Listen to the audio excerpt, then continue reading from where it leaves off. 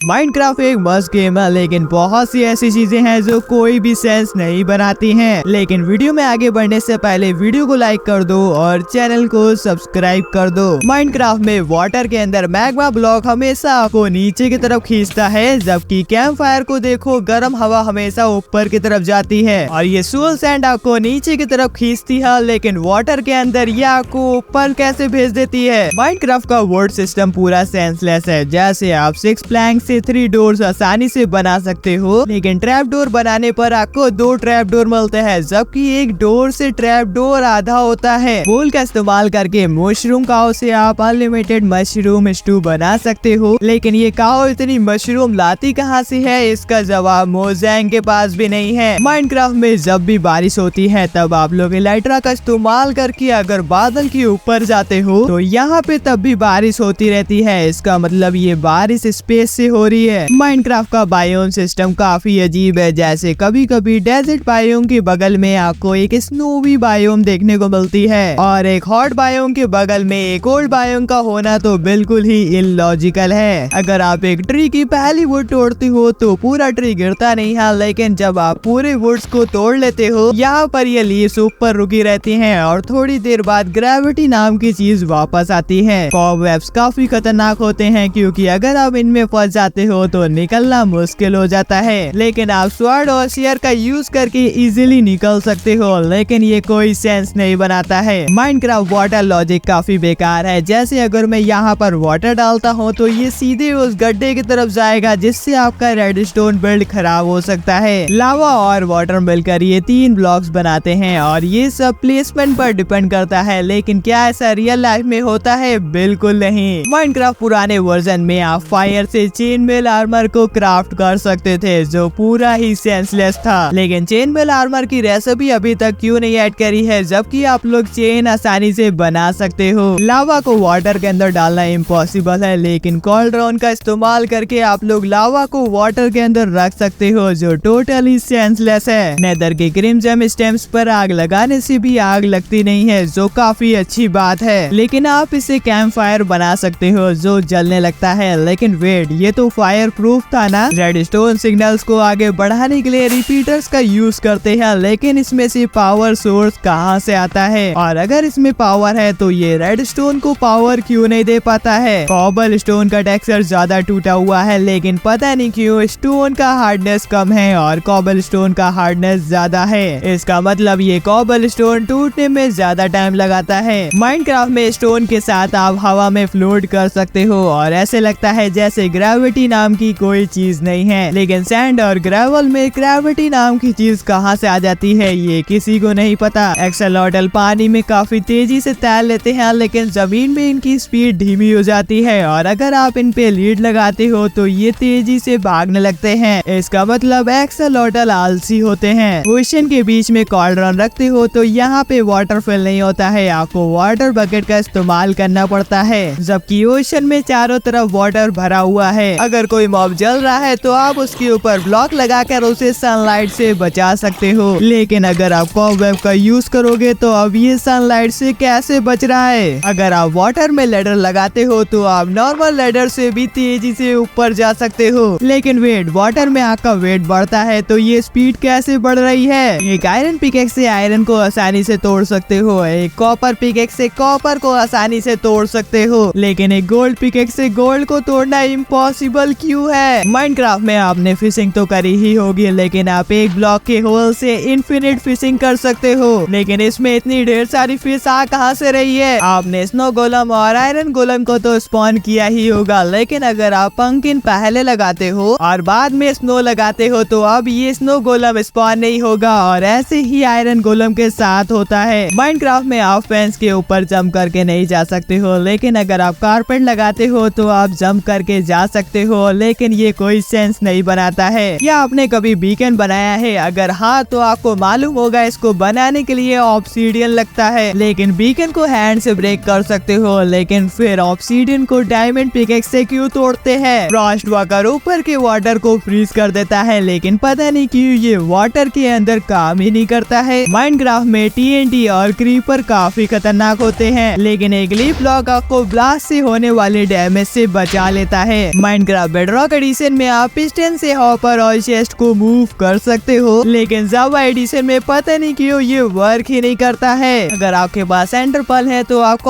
Web से आसानी से बाहर निकल सकते हो, लेकिन प्लेयर और मॉब ऐसे फंस जाते हैं जैसे इनको किसी ने चिपका दिया हो। माइनक्राफ्ट के नेदर में अगर आप वाटर का इस्तेमाल करोगे तो ये सूख जाता है, लेकिन कॉल्ड्रॉन में आप वाटर को आसानी से डाल सकते हो, इससे नेदर को कोई दिक्कत नहीं है। स्टोन कटर का ब्लेड स्टोन्स को काट कर अलग अलग चीजें बनाने में काम आता है, लेकिन इसका बड़ा सा ब्लेड आपको कोई डैमेज नहीं देता है। तो फिर ये बैरी बुशेस आपको कैसे डैमेज दे सकती है? ये ज़ॉम्बीफाइड पिगलिन लावा में बर्न नहीं होते हैं, लेकिन बेडरॉक एडिशन में कॉल्ड्रॉन के अंदर लावा डालते हो तो ये जलने लगता है, वो भी 0 डैमेज के साथ। माइनक्राफ्ट में लावा के आसपास कोई सा भी घर हो तो उसमें आग लग जाती है, लेकिन मैग्मा ब्लॉक को घर में लगाने से कुछ भी नहीं जलता है, जबकि एक मैग्मा ब्लॉक ज्यादा हॉट होता है। अगर एक एनुअल किसी भी प्लेयर के ऊपर गिरता है तो वो प्लेयर मर जाता है, लेकिन अगर आप टॉर्च, फ्लावर, सैपलिंग का इस्तेमाल करने से ये टूट जाता है, लेकिन ये डेड बुश से जीत जाता है। अगर आप ग्रास ब्लॉक पर शवल का इस्तेमाल करोगे तो ये पाथ ब्लॉक बन जाता है, लेकिन साइन बोर्ड और चेन लगाने से ये नॉर्मल हो जाता है और एंड रॉड लगाने से कुछ भी नहीं होता है। माइनक्राफ्ट में वूल और स्पंज आपको फॉल डैमेज से बचा नहीं पाते हैं, जबकि एक हे बेल आपको फॉल डैमेज से बचा लेता है, लेकिन एक हे बेल से वूल और स्पंज ज्यादा सॉफ्ट होते हैं। माइनक्राफ्ट में आप सभी वर्क स्टेशन का इस्तेमाल कर सकते हैं, लेकिन फ्लैचिंग टेबल का इस्तेमाल नहीं कर सकते। शायद मोजैंग इसका यूज डालना भूल गया। मैग्मा ब्लॉक पर अगर आप खड़े होते हो तो आपको डैमेज पड़ता है, लेकिन अगर आप क्राउच करते हो तो आपको कोई डैमेज नहीं पड़ता है। ये कैसा लॉजिक है? अगर आप वो का इस्तेमाल करते हो तो आप छोटे से गैप के बीच में से एरो को निकाल सकते हो, लेकिन मैंग्रोव, ट्रैप डोर और फेंस में से एरो को बाहर नहीं निकाल पाते हैं। आर्मर स्मेल्ट करना सबसे बड़ा स्कैम है, क्योंकि आयरन आर्मर को स्मेल्ट करने से आपको सिर्फ 1 नगेट मिलता है, जबकि इसकी सही वैल्यू 72 आयरन नगेट्स होती है। माइनक्राफ्ट में लावा काफी खतरनाक होता है, लेकिन इस ड्रिप से लावा की एक एक बूंद गिरती है और अगर इसके नीचे प्लेयर खड़ा हो तो इसको कोई डैमेज नहीं होता है, जबकि ये प्लेयर के ऊपर सीधे गिर रहा है। डायमंड आर्मर से ज्यादा नेदरराइट आर्मर स्ट्रॉन्ग होता है, लेकिन तब भी ये कैक्टस और ये बैरी बुशेस आपको डैमेज देती हैं, जो काफी अजीब है। माइनक्राफ्ट में ये विलेजर्स काफी अजीब है, क्योंकि अगर आप इनका घर TNT से ब्लास्ट करते हो या फिर इनका फार्म खराब करते हो तब भी इनको कुछ फर्क नहीं पड़ता है, और ये चीज इनको पूरा सेंसलेस बनाती है। अगर आपने कंपोस्टर का इस्तेमाल किया है तो ये सारी नेचुरल चीजों से आपको बोन मिल बना कर दे देता है, लेकिन बैम्बू इसमें वर्क नहीं करता है, जबकि ये 100% बायोडिग्रेडेबल होता है। अगर आप काफी ऊंचाई से वाटर में गिरते हो तो आप बच जाते हो, और अगर आप MLG करते हो तो भी बच जाते हो, लेकिन कॉल्ड्रॉन में अगर आप वाटर को रखोगे और ऊंचाई से नीचे आओगे तो आप बिल्कुल नहीं बचोगे, क्योंकि इसका लॉजिक मुझे भी समझ में नहीं आता है। माइनक्राफ्ट में बकेट का इस्तेमाल सभी ने किया होगा, क्योंकि इसमें हम लोग वाटर, लावा और मिल्क रख सकते हैं, लेकिन जब आप बकेट को लावा में फेंकते हो तो ये जलकर गायब हो जाता है, जबकि ये लावा बकेट के अंदर ही होता है। और तब ये जलकर गायब क्यों नहीं होता है? नेदर फोर्ट्रेस में आपको नेचुरली क्रैक्ड नेदर ब्रिक्स नहीं मिलते हैं, और इनको लेने के लिए आपको इनको फर्नेस में डालना होता है, जबकि नेदर में इतना सारा लावा होता है। माइनक्राफ्ट में सारे आर्मर्स और टूल्स लावा में डालने से सब जल जाते हैं, लेकिन नेदरराइट आर्मर और टूल्स फायर प्रूफ होते हैं, लेकिन ये कैक्टस के सामने फीके पड़ जाते हैं। एंडर ड्रैगन यहाँ पे लगे हुए सारे ब्लॉक्स को ब्रेक कर देता है, लेकिन जब आप लोग ऑब्सीडियन लगाते हो तो ये उसे तोड़ नहीं पाता है, लेकिन एंडर चेस्ट जो 8 ऑब्सीडियन से बनती है तो ये ड्रैगन इसे कैसे तोड़ देता है? माइनक्राफ्ट का पूरा वर्ल्ड इन्फिनिट होता है, लेकिन सन और मून हॉराइजन को क्रॉस कैसे कर लेते हैं? या फिर एक अलग से ही स्पेस है जहाँ पर हम लोग जा नहीं पाते हैं। माइनक्राफ्ट बेडरॉक मार्केट प्लेस में काफी सारी पेड स्किन्स पड़ी हुई है, लेकिन आप सब जानते होंगे ये सब फ्री में कहाँ पर मिलता है, लेकिन तब भी 173 रुपए की स्किन लोगों ने खरीदा है और उनको रेटिंग भी किया है। वैसे क्या आपने 2009 का माइनक्राफ्ट देखा है? अगर नहीं तो लेफ्ट वाली वीडियो पे क्लिक करके आप आसानी से देख सकते हो, और अगर आपको मार्केट प्लेस के फ्री एड ऑन चाहिए तो आप लोग राइट वाली वीडियो पे क्लिक कर सकते हो। तो चलो गाइस, मैं मिलता हूँ आप सभी लोगों से अगली वीडियो में, तब तक के लिए गुड